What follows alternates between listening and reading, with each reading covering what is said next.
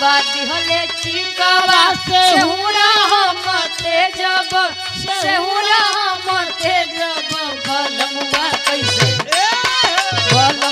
कैसे तेजब रे छोटे ननदी बलमुआ कैसे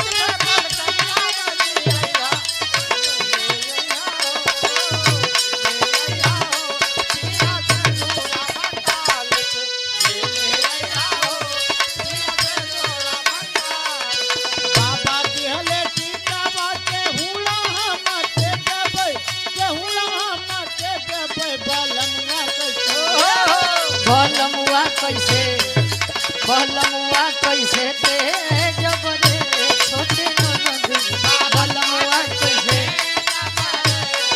ए ले लो दे दूं के सुना एक मिनट आराम से बता। बड़ी बढ़िया गीत आप लोग सुने नाटक नहीं प्रेम से। अच्छा प्रेम से का करिए हम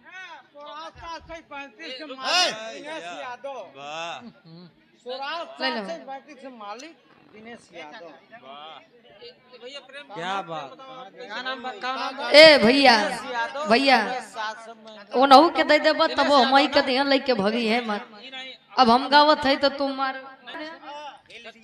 आ निर्गुणी भाव बड़ा बेजोड़ रहे बा माहौल भी बड़ा तगड़ा बा बड़ा बढ़िया बा तो गुरु जी पहले दो लाइन कुछ बजाए दो करे बाद एक छोट सा बिरहा पुनः गाय के फिर चली छला के टाइम है का भैया नमो कौन गाना कौन वाला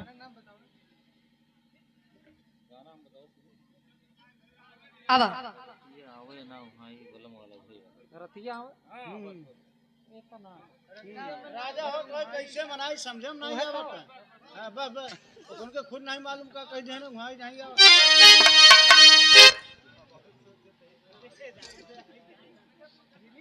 आओ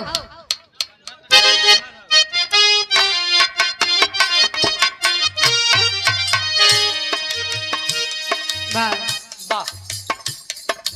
अच्छा एक बात बा ए भैया तो ऐसा बताता कि जैसे लगता है कि 100 रुपया में खरीद लेते गावत है ना 2-4-10 जने अगर इनकी किनाई मिल जाए तो बिरहा बिगड़े में टाइम नहीं लगे। कहाँ बैठी है भैया कहाँ जगह पर बतावा। हेलो फरमाइश भाई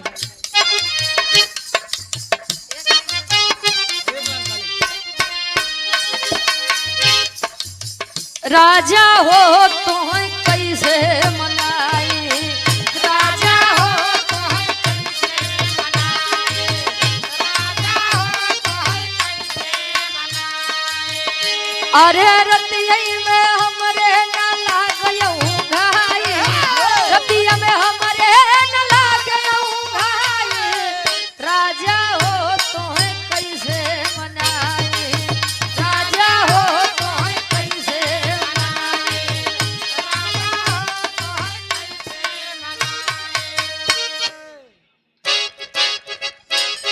क्या बात बा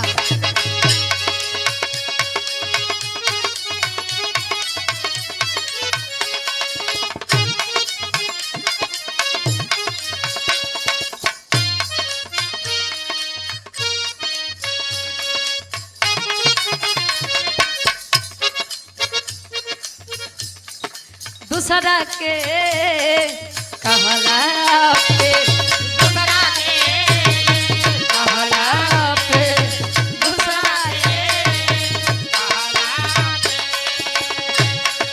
दूसरा के कहला पे जो गलत दिशा में बह हमरा से औकात में रह हमरा से औकात में रहा, हमरा से औकात में रहा। दूसरा के कहला पे दूसरा के कहला पे दूसरा के कहला पे जो गलत दिशा में बह हमरा से औकात में रह हमरा से औकात में रहा, का हमरा से औकात में रहा। नइखे हो त बराबरी तो हम बर्दाश्त कराया सा हमरा से औकात में रह हमरा से हृदय के गार्जियन जी आप जग नारायण प्रधान जी रसूलपुर हमारे बाबू के द्वारा 51 रुपया आशीर्वाद के चारे कि हम बच्चे अपनी कला में कामयाब रहे एक तनी सा बदला लइका कहे रंगदारी के बात न कर सगरो बाटे हला राइफल से खूटा ठोकाला राइफल से खूटा ठोकाला राइफल से कोटा ठोकाला। रंगदारी के बात न कर सगरो बाटे हला राइफल से खूटा ठोकाला राइफल से कोटा ठोकाला, राइफल से कोटा ठोकाला। ये सर्दी के मौसम में कोना लइका कहे अपने प्रेमिका से तानसेन हरे जानू हो जाड़ा हमें जानो जाड़ा में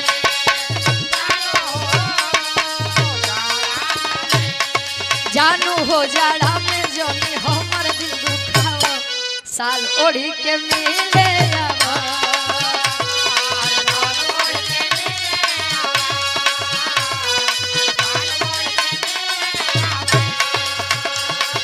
जानू हो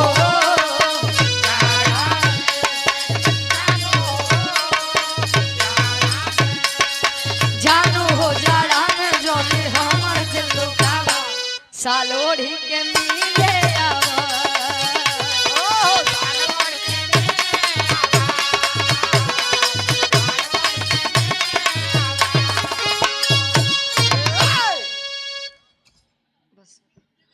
एक ही छोट सा बिरहा आप लोग सुन ला जेके सुने के बाद जेके लिए मां तबाज ये चलत हा पिंडा परवाज अरे ना गुरुजी अबे ढेर दिन दुनिया देखे के बा अबे तो देख चालू करे मोदी भैया तो पिंडा परवाई दे योगी देखा ये हमारे दादा के फरमाइश बा के देखा रुचि नारद जन्म गाय दे आई आप लोगन के कोनो डिमांड हो तो ओको सुनाई दे दादा कम बात पहले क्यों उपलक्षी गीत लैला एक निर्गुण लैला ओकरे बाद विरहा रामायण से सुनबा महाभारत से सुनबा ऐतिहासिक विरहा सुनबा कियाला खंड से सुनबा किलोर ज्ञान खंड से सुनबा मां की कांड करवावत जाबे आप का करबो आप लोग सोचा आप लोगन के मर्जी से एक विरहा गाय दे क्या हो गुरुजी पहले एक उपलक्षी गीत हो जाए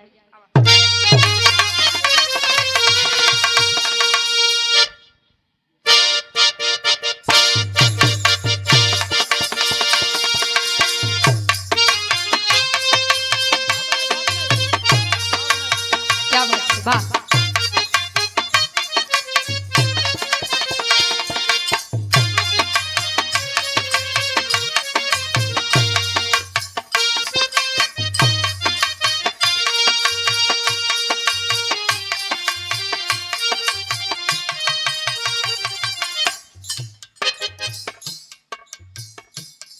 माता माँ माँ शब्द बड़ा छोटा है लेकिन माँ का अस्तित्व माँ का दायित्व तो बच्चों के लिए बहुत बड़ा होता है माता पिता न होते हम न होते आप न होते मोदी भैया ये पूरा संसार न होता अरे वाह घर परिवार ठीक है पूछे माता जी, ये दुनिया का संसार है, नियम है कि जो आया है भाई उसे जाना है। दादी जी संसार को छोड़कर गई हैं, लेकिन उस परिवार से पूछिए, उन बेटों से पूछिए, उन बेटियों से पूछिए, नागेंद्र भाई से पूछिए, और सम्मानित दादी इतना बड़ा बगीचा लगा कर गई हैं। तब माई खातिर गुरुजी खाली एक लाइन लिखते हैं, देखा माई के ममता के कोनो बखान नहीं बा बाबू के लिया। गार्जियन जी पूछे बाबूजी हीरालाल सेठ जी असड़िया की पौन सरजमी से 60 रुपए देकर सम्मान के आशीर्वाद के चारे के हम बच्चे अपनी कला में कामयाब रहे। कहे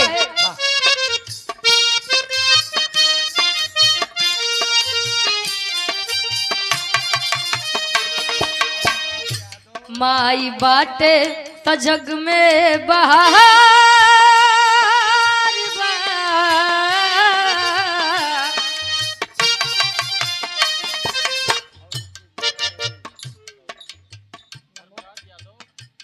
हृदय के गार्जियन जी सम्मानित आप धर्मराज यादव जी, जो कि वर्तमान प्रधान है, हमारे प्रधान जी के द्वारा इसी ग्राम से 200 रुपए देकर सम्मान की और विमल डेयरी गार्जियन जी दुल्लापुर की पवन सरजमी से 100 रुपए देकर सम्मान किए।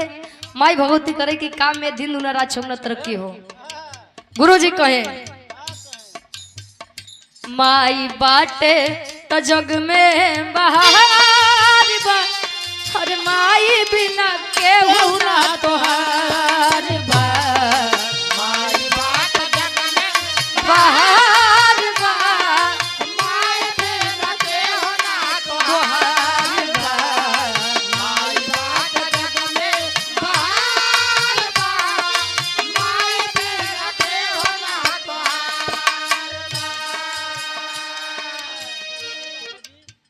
नागेंद्र भैया के बड़े अच्छा बड़े दादाजी स्वर्गीय रामदास भारतीय जी, हमारे गार्जियन जी 100 रुपया बाबू आपो आ जाए। अबे आप ससुरारी में हाथ त्याग के बस सही बात ना। हाँ ए भैया कहे माई बाते त जग में बहार बा, हम माई बिना केहू ना तुहार बा। आजा, आजा। ए भैया आज संसार में दिखाई आप लोग समझ ला, तले हम यहाँ पर समझाई दे। दुनिया के एक बड़ा अजीब सिस्टम बा। यही है जमाना।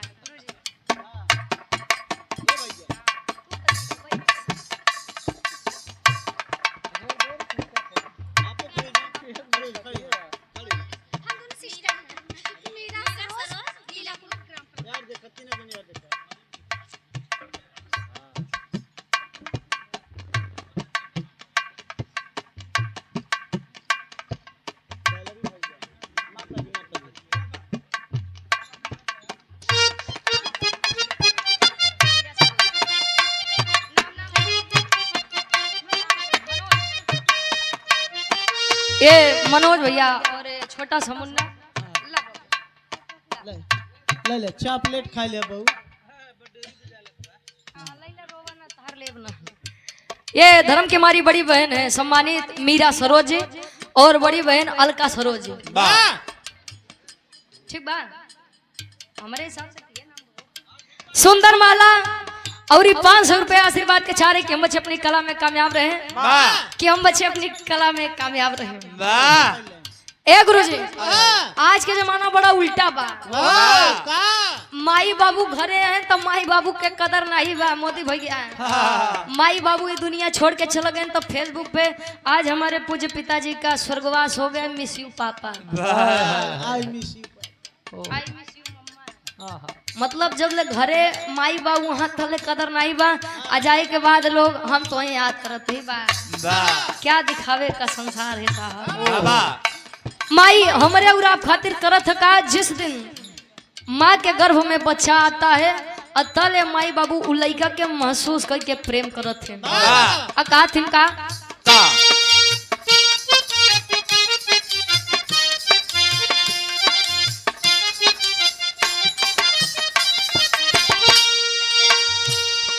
नौ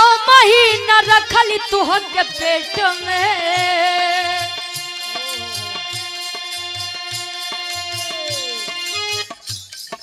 9 महीना रखली तोह के पेट में, अका तू दे लाई अपने माँ के भेंट में। 9 महीना रखली तोह के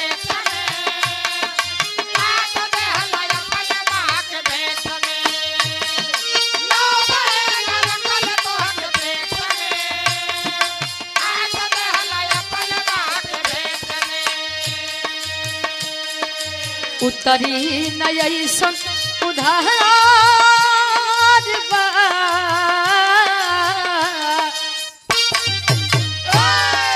उतरी नई सन उधार बा, और माई बिना केहू ना तुहार बा। उधार बा,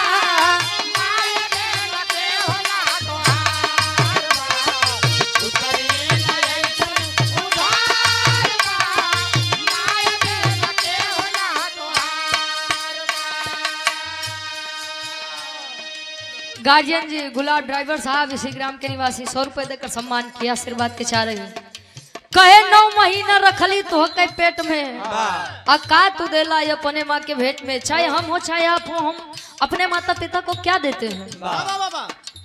अगर हम नाम कर जाए माता पिता को, कोई ये कह के बुला दे कि देखा भाई फलाने के माई बाबू हैं, लड़का बड़ा 1 नंबर के बाद, तो माता पिता को खुशी होती है, चलिए जिसे मैंने जन्म दिया है वो लायक है। बाबा और बगली से गुजरा ना कहे अरे मारा लड़का है। तले माता पिता को भी दुख होता है कि इससे अच्छा मुझे संतान ही ना होती हो। हम और आप माँ के लिए अगर कुछ कर सकते हैं, पिता के लिए कुछ कर सकते हैं, तो इतना करिए कि जीते जी उन्हें सुकून दे लीजिए। नहीं तो जाए के बाद तो देखा था बगली वाले जकर घर से लाठी डंडा चलत है, नहुआ के बाद 2-4 आंसू बहाई देते। अंतरा के दूसरे ताल में कवि जी लिखत तो इनका बाहर देखे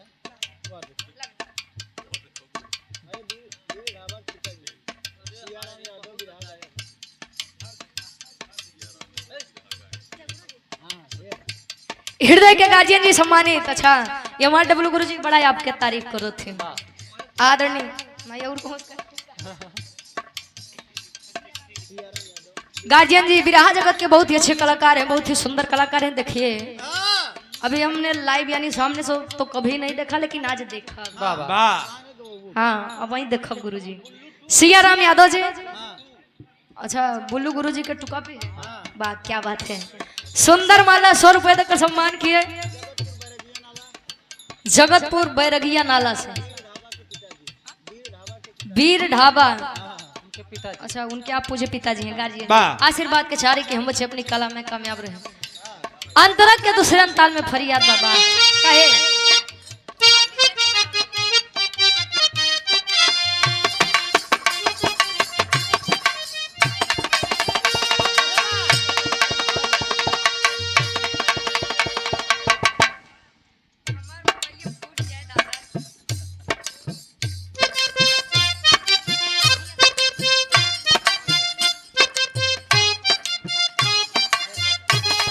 धमोइया की पवन सजमी से प्रिया बड़ी बहन प्रिया सरोज सुंदर माला 200 रुपए देकर सम्मान, आशीर्वाद के चाह रही कि हम बच्चे अपनी कला में कामयाब रहे। देखा ऐसा महफिल बड़ा कम मिला था गुरु जी, वाह ये आपकी दी हुई महफिल कहे।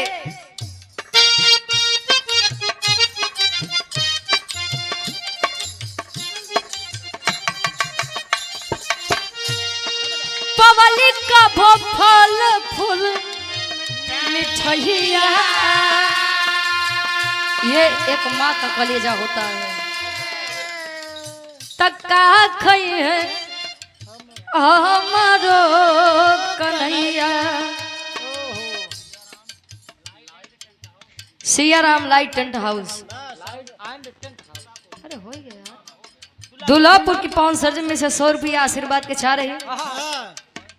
ये साउंड सर्विस लगा बा। हाँ अच्छा ये हमारे भैया के साउंड सर्विस लगी बा, 1 नंबर के साउंड सर्विस बा।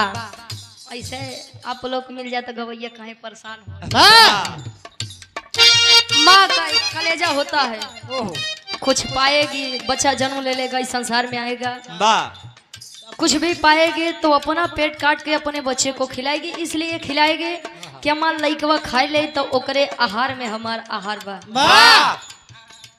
माँ चाहे बारे गुरु, माई चाहे तोहार हो, माई चाहे हमार हो,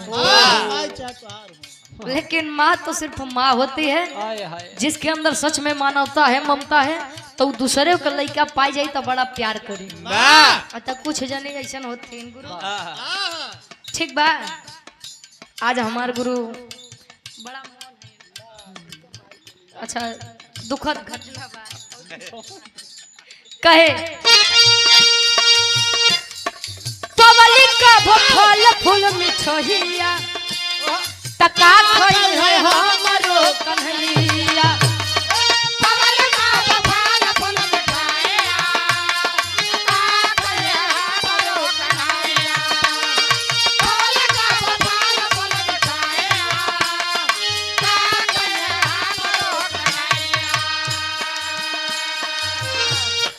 ममता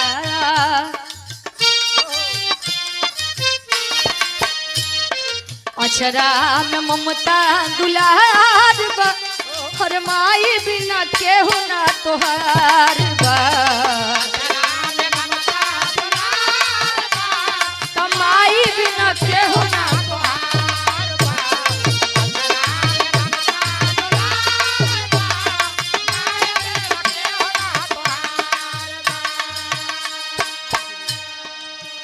कहे अछरा में ममता दुलार बा। गुरुजी पहले के लड़का कहूँ भी घूम टहल के हमें अगर माई के लगे आ जाए तो समझ लो कुल दुख दर्द हेराई गया, गायब हो गया। तले माँ का प्यार आंचल में होता था, आज तो आंचल का प्यार एकदम हेरा जात बा, जींस टॉप खाई जाता। कहा गया है गुरुजी, प्यारेलाल गुरुजी ने लिखा है इस गीत को कि अमृत के धार के केतनो पियाई एगो माई बिना अब कैसन करे जवा जुड़ाई है भाई। एगो माई बिना माई और मेहरारू में गुरुजी मोदी भैया अंतर होते हैं। शादी ना हुआ लेकिन तोरे लायक बात बतावत है। मोदी सब जानी है का करबा। आप बाहर गए हैं कमाने के लिए, कमा के आए हैं तो मेहरारू है देखी कि जेबा में कवन नोट ज्यादा बा, हरियर की बा, सफेद की बा। लेकिन माई देखी कि हमार लइकवा सुबेरे से कब पता नहीं कुछ खाए कि नहीं खाए। बेटा हाथ पैर धो ले, कुछ खा ले, करे बात काम कर। मेहरारू तो ऐसा लगे रही कि 1500 माई के दई नहीं दई तो नहीं तो दिक्कत हो जाए। इसीलिए माँ का बखान ना ही कभी कोई कर पाया था और ना ही कभी कोई कर पाएगा। आखिरी भाव में कवि जी लिखा था इनका,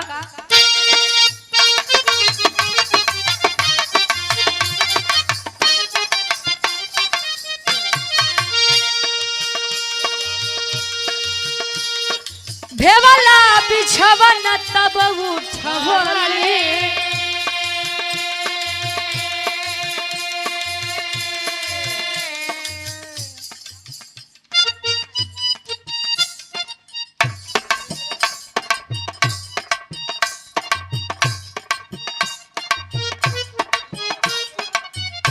और ये बड़ी बहन साधना भारतीय जी 100 रुपए। ईश्वर की कृपा आपके ऊपर बनी रहे, पढ़ लिख के जिला जवार के नाम रोशन करा, माई बाबू के नाम रोशन करा। कहे पवली का फल फूल मिठैया, आखिरी लाइन में माई कहे भेवला बिछवन तब उठवली, असुख्य वरिया तोह के सुतैली।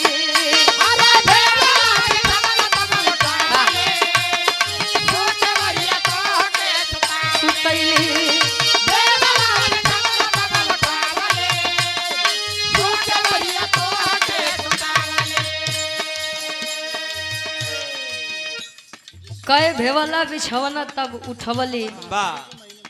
इस सर्दी के मौसम में महीना में लड़का अगर बिस्तर गीला करत है न तमाई उठाई के लड़का के सूखे ओरी लेटाई के अपनो गीले ओरी लेटत है कि हमारे लड़कवा के सर्दी जुकाम ना हो। वो दर्द भी क्या दर्द होता है जब 9 महीने कोई माँ अपने पेट में एक संतान को पालती है और आखिरी में कोई के साथ होता है कि भैया या तो माँ को बचा लीजिए या तो बच्चे को बचा लीजिए। 9 महीना पालने के बाद माताएं अपने बच्चों को खो देती हैं। वो दर्द केवल माँ ही समझ सकती हैं और वो बेजुबान वो छोटा सा बच्चा ही समझ सकता है कि जो इस संसार में आया और संसार में आते ही अपने माँ को खो दिया। इसीलिए हाथ जोड़ के निवेदन है, माँ है तो कदर कर लीजिए, वरना जाने के बाद फिर यह दुनिया भर के दिखावा दिखोबा। मोदी भैया केयर करा कहे भेवला बिछवना तब उठवली असुखे ओरिया तोह के सुतैली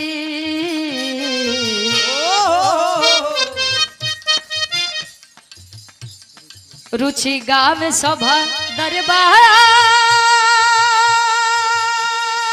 बा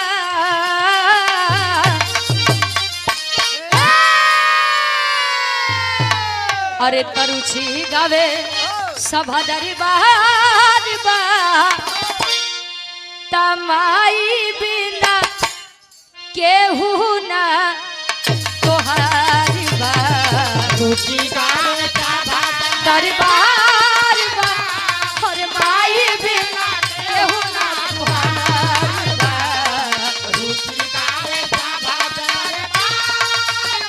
अरे जिया क्या बात है सच्चा।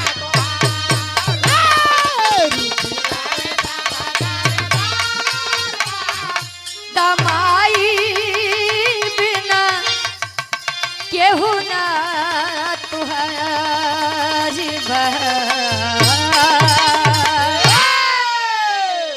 सर केहू कहाँ जाने भला से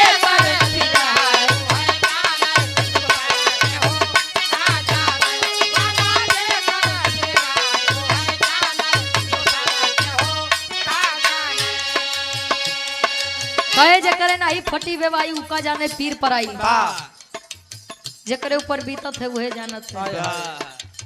सासू न जाने सासू न जाने ननदियो न जाने सासू न जाने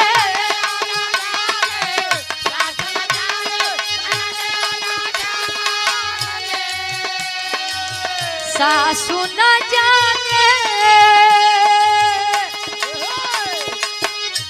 आई नदियो न जाने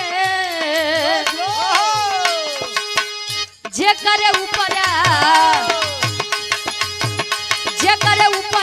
बीते उहे जाने दूसरे केहू कहाँ जाने जे करे ऊपर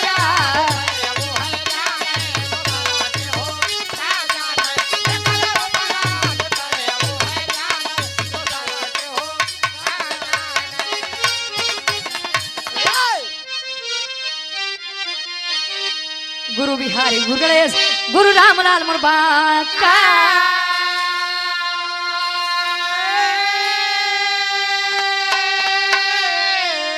अरे स्वर्ग से चंद्रिका कभी वचन का विजय पताका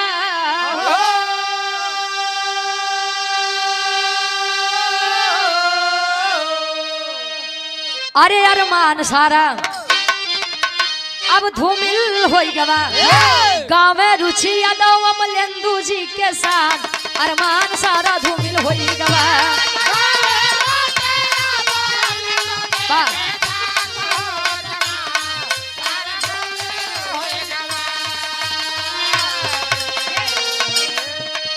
देख तेरे संसार की हालत देख तेरे संसार की हालत क्या हो गई भगवान कितना बदल गया इंसान कितना